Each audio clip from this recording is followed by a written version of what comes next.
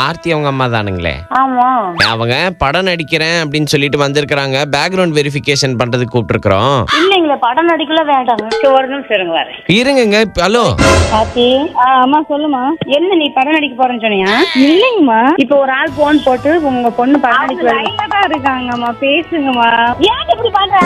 வாயில வந்த அவசியமா பேச்சு போட முடியும். மேடம், அவங்களுக்கு ஒரு இன்ட்ரெஸ்ட் இருக்குன்னா அதுல நடிக்க விடுங்க.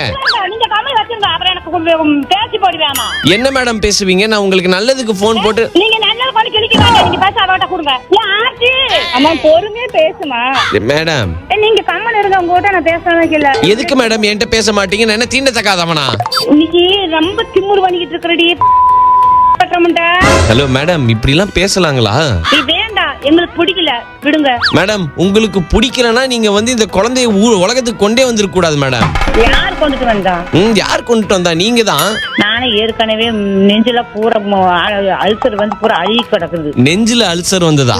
ஆமா, அல்சர் நானே இங்க மூச்சு விட முடியாம கிடக்குறேன். எனக்கும் தான் மூக்கு முடியல கேன்சர் வந்திருக்குது. நான் ஏதாவது உங்கள்கிட்ட சொல்றேனா மேடம்? என் பிள்ளைட்டு கொடுங்க ஃபர்ஸ்ட், நான் சொல்றேன். மேடம், கான்ஃபரன்ஸ்ல இருக்கு மேடம். அது குடு குடு குடு குடுனா என்ன? குடு குடு குடு குடு குடு குடு குடு குடு குடு குடுப்புக்காரனா நான் குடு குடுன்றீங்க. ஏன் அக்கி நீ சாக வைக்கலாம்னு முடிவு பண்ணிட்டியா? மேடம், இப்ப நடிக்கிறதுக்கு நீங்க ஒத்துப்பீங்களா மாட்டீங்களா? எங்க பொண்ணு நடிக்கணும்னா எங்க அண்ணனை கேட்கணும், எங்க அந்த தங்கச்சி அவங்களை கேட்கணும். உள்ளே பெக்கும் போது யாரை கேட்டு பெத்தீங்க மேடம்? இங்க இருங்க, இந்த கேள்விக்குள்ள பதில் இல்ல.